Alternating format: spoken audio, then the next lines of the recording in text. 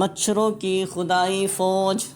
حضرت زید بن اسلم رضی اللہ تعالیٰ عنہ کہتے ہیں کہ اللہ تعالیٰ نے اس شرکش بادشاہ کی طرف ایک فرشتہ بھیجا تھا کہ وہ اسے ایمان باللہ کا حکم دے، لیکن نمرود نے فرشتے کی بات ماننے سے انکار کر دیا۔ فرشتے نے اسے پھر اللہ کی طرف بلایا مگر اس نے پھر انکار کر دیا۔ فرشتے نے تیسری طرف دعوت دی لیکن وہ پھر بھی نہ مانا۔ تب فرشتے نے کہا کہ تو اپنا لشکر جمع کر لے اور میں اپنا لشکر جمع کرتا ہوں۔ نمرود نے سورج کے طلوع ہوتے ہی اپنا لشکر اور جماعت کو اکٹھا کر لیا۔ اللہ تعالیٰ نے مچھروں کا ایک لشکر جرار بھیجا کہ سورج نظر ہی نہ آتا تھا اور ان سے ان کافروں پر مسلط کر دیا۔ مچھروں کی اس فوج نے ان کے گوشت کو کاٹ کھایا اور خون پی ڈالا۔ کل جو اپنی خدائی اور بزرگی کے دعوے دار تھے آج ہڈیوں کا ڈھانچہ نظر آ رہا تھا۔ ایک مچھر اس مغرور بادشاہ کی ناک میں گھس گیا اور 400 سال تک اسے اذیت سے دوچار کیے رکھا، یعنی 400 سال تک وہ تکلیف سے لرزتا رہا اور 400 سال سے اس مچھر کی وجہ سے وہ تکلیف میں رہا اور مچھر نے اسے اس قدر تکلیف دی، یعنی 400 سال کس قدر تکلیف دی ہوگی جس سے وہ اس بیماری میں، اس مرض میں، اس تکلیف میں مبتلا رہا۔ اللہ تعالیٰ نے اپنے دشمن کو حقیر سی مخلوق مچھر کے ذریعے عذاب دیا۔ ان 400 سالوں میں لوہے کی سلاخوں کے ساتھ اس کے سر پر ٹھوکریں لگتی رہیں حتیٰ کہ اللہ تعالیٰ نے اسے ہلاک کر دیا۔ ہجرت خلیل اللہ علیہ السلام۔ فآمن له لوط وقال إني مهاجر إلى ربي إنه هو العزيز الحكيم ووهبنا له إسحاق ويعقوب وجعلنا في ذريته النبوة والكتاب وآتيناه أجره في الدنيا وإنه في الآخرة لمن الصالحين۔ سورہ العنکبوت۔ تو ایمان لائے ان پر لوط اور ابراہیم علیہ السلام نے کہا میں ہجرت کرنے والا ہوں اپنے رب کی طرف، بے شک وہی غالب بڑا دانا ہے، اور ہم نے عطا فرمایا آپ کو اسحاق جیسا پوتا، اور ہم نے آپ کو اسحاق جیسا بیٹا، اور ہم نے رکھ دی ان کی اولاد میں نبوت اور کتاب، اور ہم نے دیا ان کو ان کی جانثاری کا اجر اس دنیا میں بلا شبہ وہ آخرت میں صالحین کے زمرے میں ہوں گے۔ وَنَجَّيْنَاهُ وَلُوطًا إِلَى الْأَرْضِ الَّتِي إِلَى آخِرِ آیت۔ سورہ الانبیاء۔ اور ہم نے نجات دی آپ کو اور لوط کو اس سرزمین کی طرف ہجرت کا حکم دیا جسے ہم نے بابرکت بنایا تھا تمام جہان والوں کے لیے، اور ہم نے عطا فرمایا انہیں اسحاق جیسا فرزند اور یعقوب جیسا پوتا، اور سب کو ہم نے صالح بنا دیا، اور ہم نے بنا دیا انہیں پیشوا لوگوں کے لیے، اور وہ راہ دکھاتے تھے ہمارے حکم سے، اور ہم نے وحی بھیجی ان کی طرف وہ نیک کام کریں اور نماز ادا کریں اور زکوٰۃ دیا کریں، اور وہ سب ہماری عبادت گزار تھے، وہ سب ہمارے عبادت گزار تھے۔ حضرت ابراہیم علیہ السلام پر ایمان لانے والوں نے جب اللہ کی رضا کی خاطر ہجرت فرمائی تو آپ بھی ان کے ساتھ تھے۔ آپ کی زوجہ محترمہ بانجھ تھی اور ان کی اولاد نہیں ہوئی تھی۔ ہجرت کے وقت حضرت ابراہیم علیہ السلام کی کوئی اولاد نہ تھی اور آپ کے ساتھ آپ کے بھتیجے حضرت لوط بن ہاران بن آزر بھی تھے۔ ہجرت کے بعد اللہ تعالیٰ نے آپ کو اولاد صالح عطا فرمائی اور نبوت و کتاب کا سلسلہ انہی کی نسل کے ساتھ خاص کر دیا۔ آپ کے بعد جتنے بھی نبی تشریف لائے وہ آپ کی نسل سے تھے اور آپ کے بعد آنے والی ہر کتاب آپ ہی کی اولاد میں سے کسی رسول پر نازل ہوئی۔ یہ اللہ تعالیٰ کی طرف سے خصوصی رحمت اور عزت افزائی تھی کہ کیونکہ آپ نے اپنے ملک اور اپنے اہل و عیال اور رشتہ داروں کو چھوڑ کر ایک ایسے ملک کی طرف ہجرت فرمائی تھی جہاں رہ کر وہ اللہ تعالیٰ کی عبادت کر سکیں اور لوگوں کو دعوت حق دے سکیں۔ وہ سرزمین مقدس جس کی طرف حضرت ابراہیم علیہ السلام نے ہجرت فرمائی وہ ارض شام ہے۔ یہی وہ سرزمین ہے جس کے متعلق اللہ تعالیٰ نے فرمایا اِلَى الْأَرْضِ الَّتِي بَارَكْنَا فِيهَا لِلْعَالَمِينَ۔ اس سرزمین کی طرف ہجرت کا حکم دیا جسے ہم نے بابرکت بنایا تھا تمام جہان والوں کے لیے۔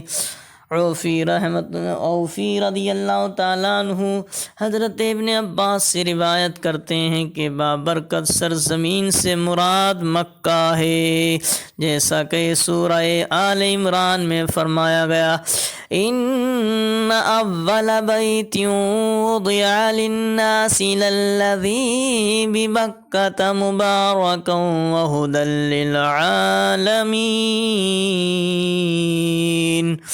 بے شک پہلا عبادت خانہ جو بنایا گیا لوگوں کے لیے وہی ہے جو مکے میں ہے اور بڑا برکت والا ہدایت کا سر چشمہ ہے سب جہانوں کے لیے۔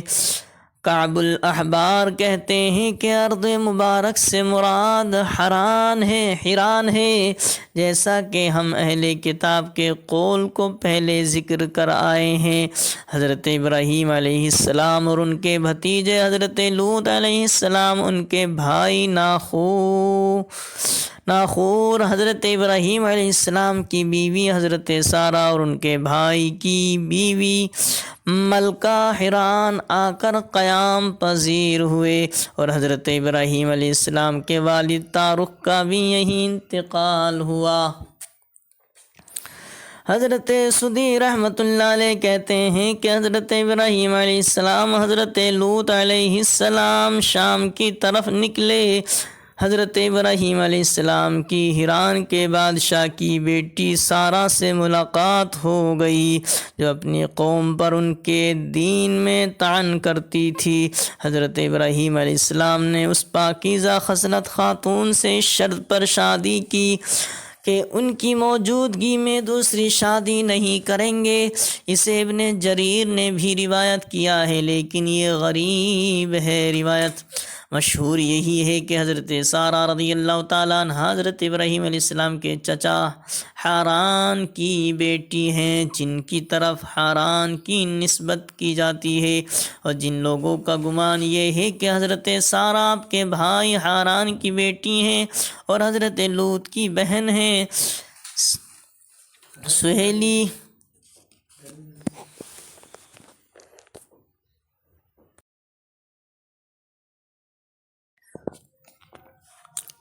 ریت کا گلے میں تبدیل ہونا۔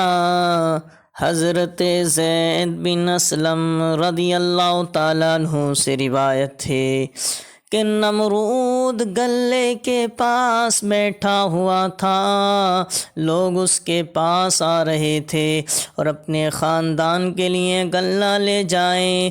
حضرت ابراہیم علیہ السلام بھی ان لوگوں کے ساتھ وہاں گھر والوں کے لیے غلہ لینے کے لیے تشریف لے گئے۔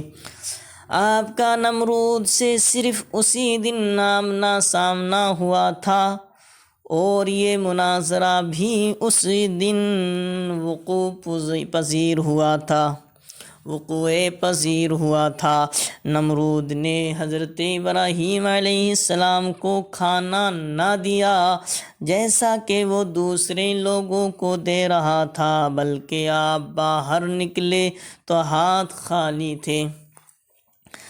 جب آپ اپنے اہل خانہ کی طرف جانے لگے تو ریت کے ایک ٹیلے کی طرف گئے اور وہاں سے 2 بوریاں ریت کی بھر لی۔ سوچا جب میں اپنے گھر والوں کے پاس پہنچوں گا تو وہ سمجھیں گے کہ میں کچھ لے آیا ہوں۔ آپ گھر آئے اور سامان رکھا اور ٹیک لگائی، اسی حالت میں نیند آ گئی اور سو گئے۔ حضرت ابراہیم علیہ السلام کی زوجہ محترمہ حضرت سارہ رضی اللہ تعالیٰ عنہا اٹھیں اور دونوں بوریوں کو دیکھا اور دونوں بورے بہترین غلے سے بھرے ہوئے تھے۔ انہوں نے کھانا تیار کیا۔ جب حضرت ابراہیم علیہ السلام بیدار ہوئے تو کیا دیکھتے ہیں کہ گھر والوں نے کھانا تیار کیا ہوا ہے۔ آپ علیہ السلام نے پوچھا کہ تم نے یہ کھانا کہاں سے لیا ہے؟ حضرت سارہ رضی اللہ تعالیٰ عنہا نے بتایا کہ جو آپ لے کر آئے ہیں اسی سے نکال کر پکایا ہے۔ آپ سمجھ گئے کہ یہ اللہ کی عطا ہے جس سے اللہ تعالیٰ نے انہیں نوازا ہے۔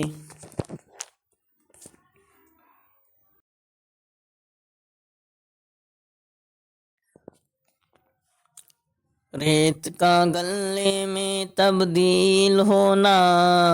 حضرت زید بن اسلم رضی اللہ تعالیٰ عنہ سے روایت ہے کہ نمرود گلے کے پاس بیٹھا ہوا تھا، لوگ اس کے پاس آ رہے تھے اور اپنے خاندان کے لیے غلہ لے جائیں۔ حضرت ابراہیم علیہ السلام بھی ان لوگوں کے ساتھ وہاں گھر والوں کے لیے غلہ لینے کے لیے تشریف لے گئے۔ آپ کا نمرود سے صرف اسی دن آمنا سامنا ہوا تھا اور یہ مناظرہ بھی اسی دن وقوع پذیر ہوا تھا۔ نمرود نے حضرت ابراہیم علیہ السلام کو کھانا نہ دیا جیسا کہ وہ دوسرے لوگوں کو دے رہا تھا، بلکہ آپ باہر نکلے تو ہاتھ خالی تھے۔ جب آپ اپنے اہل خانہ کی طرف جانے لگے تو ریت کے ایک ٹیلے کی طرف گئے اور وہاں سے 2 بوریاں ریت کی بھر لی۔ سوچا جب میں اپنے گھر والوں کے پاس پہنچوں گا تو وہ سمجھیں گے کہ میں کچھ لے آیا ہوں۔ آپ گھر آئے اور سامان رکھا اور ٹیک لگائی، اسی حالت میں نیند آ گئی اور سو گئے۔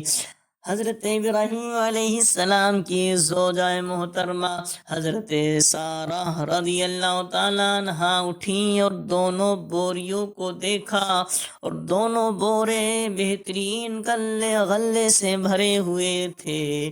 انہوں نے کھانا تیار کیا۔ جب حضرت ابراہیم علیہ السلام بیدار ہوئے تو کیا دیکھتے ہیں کہ گھر والوں نے کھانا تیار کیا ہوا ہے۔ آپ علیہ السلام نے پوچھا کہ تم نے یہ کھانا کہاں سے لیا ہے؟ حضرت سارہ رضی اللہ تعالیٰ عنہا نے بتایا کہ جو آپ لے کر آئے ہیں اسی سے نکال کر پکایا ہے۔ آپ سمجھ گئے کہ یہ اللہ کی عطا ہے جس سے اللہ تعالیٰ نے انہیں نوازا ہے۔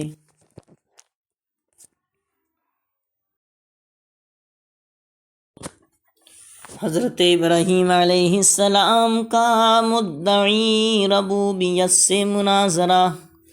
حضرت ابراہیم علیہ السلام کا ایک ایسے شخص کے ساتھ مناظرے کا ذکر جو عظمت و کبریائی کی چادر اللہ سے چھیننا چاہتا تھا، جو اپنے رب ہونے کا مدعی تھا، حالانکہ وہ دوسرے بندوں کی طرح ایک بے بس بندہ تھا۔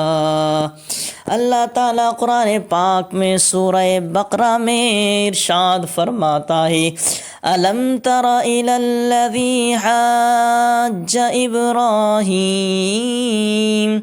إِلَى آخر الحدیث، یعنی پوری آیت کریمہ۔ ترجمہ یہ ہے کہ اے محبوب، کیا تم نے نہ دیکھا اسے جس نے جھگڑا کیا ابراہیم سے ان کے رب کے بارے میں، اس وجہ سے کہ دی تھی اسے اللہ تعالیٰ نے بادشاہی، جبکہ کہا ابراہیم علیہ السلام نے اسے کہ میرا رب وہ ہے جو جلاتا ہے اور مارتا ہے، تو اس نے کہا میں بھی جلا سکتا ہوں اور مار سکتا ہوں۔ ابراہیم علیہ السلام نے فرمایا اللہ تعالیٰ نکالتا ہے سورج کو مشرق، تو نکال اسے مغرب۔ یہ سن کر ہوش اڑ گئے، یعنی اللہ تبارک و تعالیٰ سورج کو مشرق سے نکالتا ہے، تو خدا ہے تو مغرب سے نکال کر کے دکھا۔ تو اس کے ہوش اڑ گئے اس کافر کے، اور اللہ تعالیٰ ہدایت نہیں دیتا ظالم قوم کو۔ اللہ رب العزت حضرت ابراہیم علیہ السلام کے ایک مناظرے کا ذکر فرما رہا ہے جو آپ نے ایک جابر اور سرکش مدعی ربوبیت بادشاہ کے ساتھ کیا۔ ایک جابر اور سرکش مدعی ربوبیت بادشاہ کے ساتھ کیا تھا۔ حضرت ابراہیم علیہ السلام نے اس کی دلیل کو باطل فرما دیا تھا، اس پر یہ حقیقت واضح کر دی تھی کہ تو جاہل مطلق اور کم عقل اور پرلے درجے کا بے وقوف ہے۔ آپ نے اس سرکش کے منہ میں حجت ربانی کی لگام لگا دی اور اس پر راہ مستقیم روشن اور ظاہر فرما دیا۔ نمرود کا نسب نامہ مفسرین کرام کے علاوہ علماء نسب اور اخبار فرماتے ہیں کہ نمرود بابل کا بادشاہ تھا، بہت ظالم اور سرکش تھا اور کذاب تھا، اور نام نمرود بن کنعان بن کوش بن سام بن نوح تھا۔ حضرت مجاہد اور دوسرے کئی علماء فرماتے ہیں کہ اس کا نام نمرود بن فالح بن عابر بن صالح بن ارفخشند بن سام بن نوح تھا۔